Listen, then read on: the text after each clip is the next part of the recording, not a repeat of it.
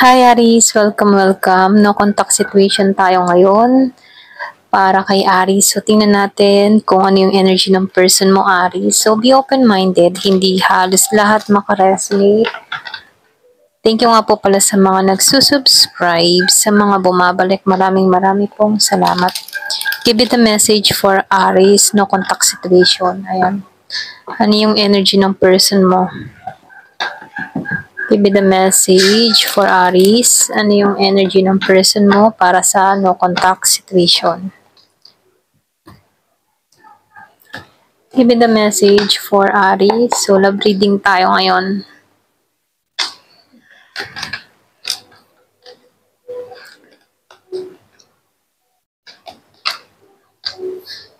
So, dito, no, nakikita ko yung iba sa inyo. Meron kang kadiling na Virgo.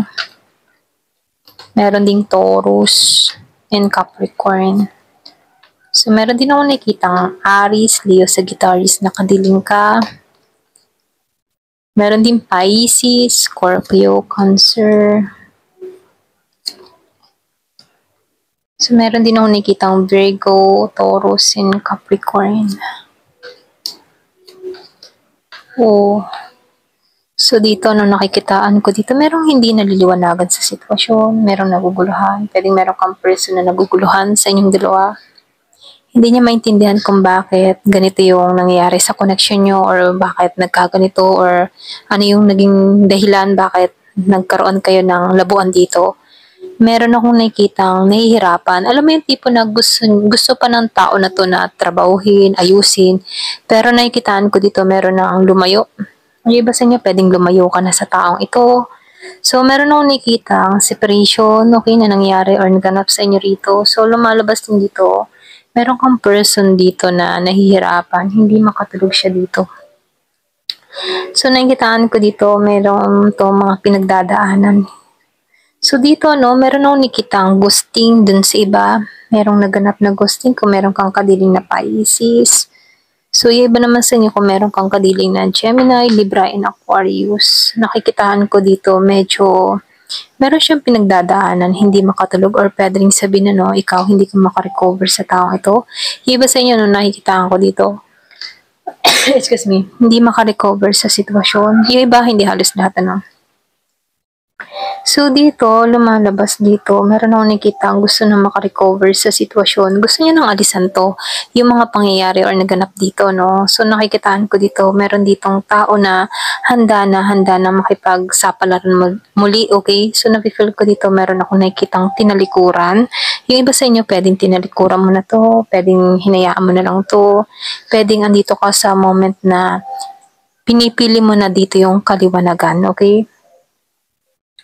Meron din ako nakitang tao na very grounded. Yung iba sa inyo, Aries, nakikita ko dito, very grounded ka. Open yung iyong heart chakra dito, no? So, nakikitahan ko dito na hanap mo dito yung kapayapaan or peace of mind. So, nafe-feel ko dito, medyo defensive ka sa energy mo or pwede rin sabihin, pinoprotektahan mo lang yung energy mo dito, no? Kumbaga, nakikitaan ko dito, ayaw mong magulo or pwede rin sabihin, ayaw mong magalaw or yung ba tipong maabala yung kapayapaan mo, ganun, okay?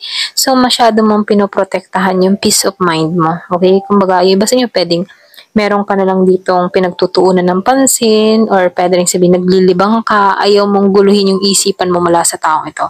So, meron akong nakikitang Leo and Sagittarius, meron din akong nakikitang Aries. Yung iba sa inyo, meron kang kadiling na Aries din, ano? So, nakikitaan ko dito na medyo grounded ka dito. So dito, nakikitaan ko dito, yung iba sa inyo kung meron kang kadiling na Gemini, meron din ako nakikitang Libra and Aquarius, ano? So, lumalabas dito, marami kang natutunan sa connection na to.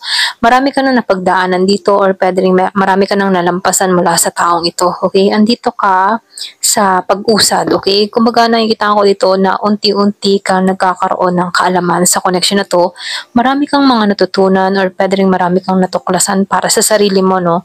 Kumbaga, nafe-feel ko dito, umuusad ka sa bagong direksyon or pwede rin sabihin, mas pinipili mo sumabay na lang sa agos, ganyan, okay? Ito lang nakikita ko. So, nakikitaan ko dito yung distansya sa inyong ng tao na to. Nakikitaan ko dito malayo kayo sa bawat isa, ganyan.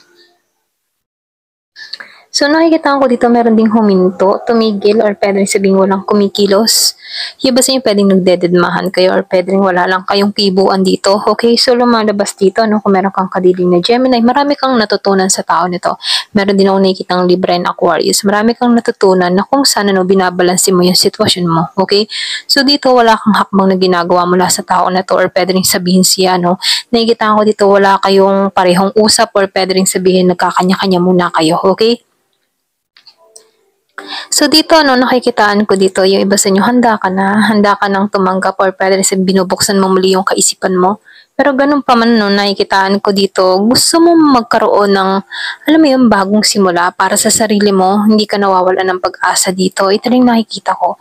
So dito, no, meron ako nakikitang tao na kung meron kang kadiling na Scorpio, Cancer, and Pisces, na baliwala ka ng tao na to, or pwede rin sabihin na isang tabi ka ng tao na to, hindi ka nito na pagtuunan ng pansin, no? Kaya dito, no, yung iba sa inyo, nagkaroon ka ng kaisipan dito, kumaga nakikitaan ko dito na ginagamit mo yung isip mo dito na kailangan ng bumitaw, okay? Kumaga handa ka na sa pagbabago or pwede rin sumisiksik na sa kaisipan mo dito na kailangan na ng pagbabago, okay? So nakikitaan ko dito yung iba sa inyo, patuloy ka pa rin umuusad or pwede rin sabihin meron kang mga pinag-aaralan, meron kang mga natutunan, or pwede rin sabihin handa ka na sa panibagong simula mo, okay?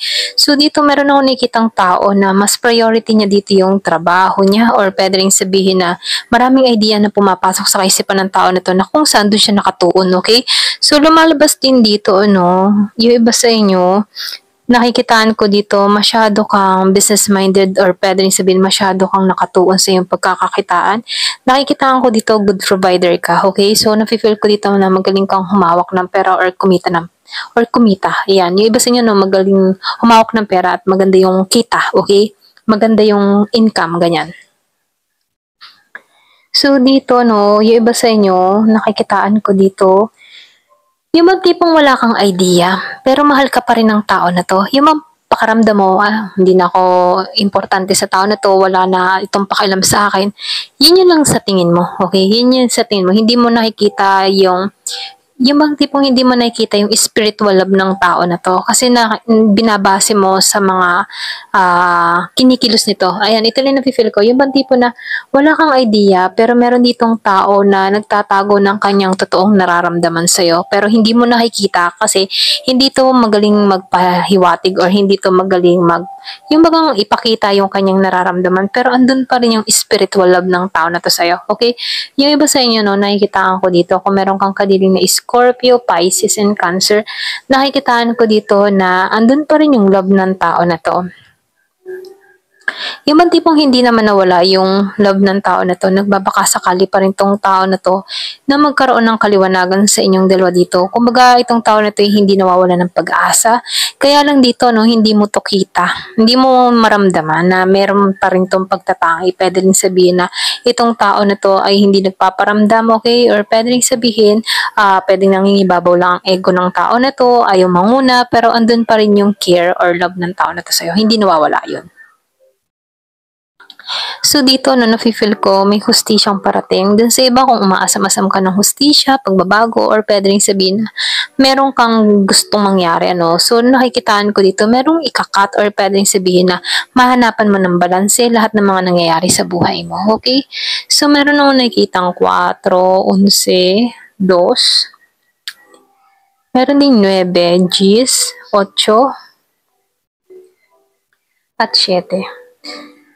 Excuse me. So, nakikita ko dito importanteng numero or pwede rin sabihin na importante itong numero na to sa'yo. Okay? So, tingnan natin ano, kung ano pa yung gustong sabihin.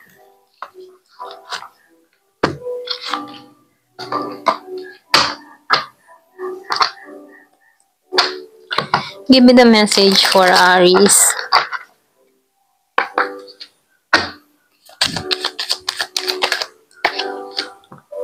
Hook up. So, nakikitaan ko dito yung iba sa inyo, meron kang kadiling dito na mahilig sa one night stand, okay? Pwedeng ito yung reason kung bakit meron ditong umalis or meron ditong naggusting. Meron kang kadiling na mahilig sa one night stand. Pwedeng ito yung mga dahilan kung bakit kayo nagkalayo, okay?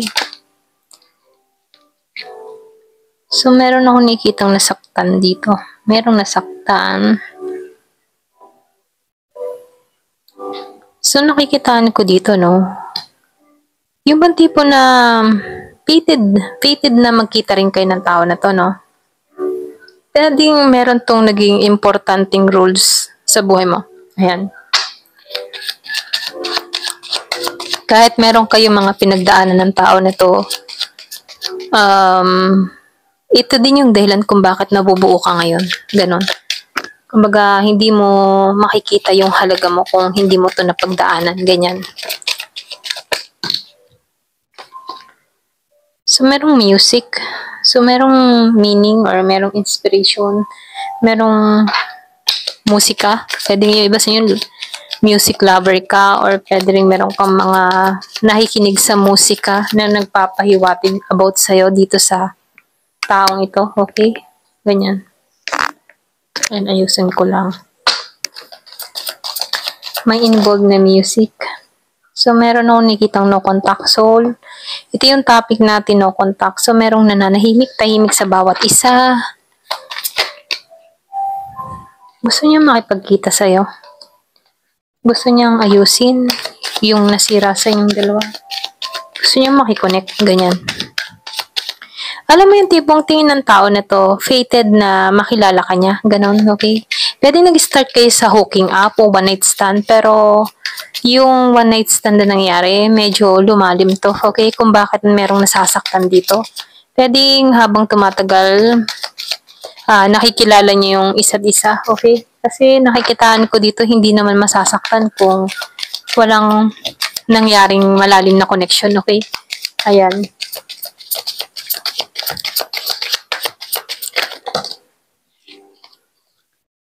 Merong naghihiling. Kumbaga, yung iba sa inyo pwedeng nasa healing process ka. Naghihilom ka sa nakaraan. So, meron ditong romance feeling. Itong taong ito, okay? Meron ditong masculine.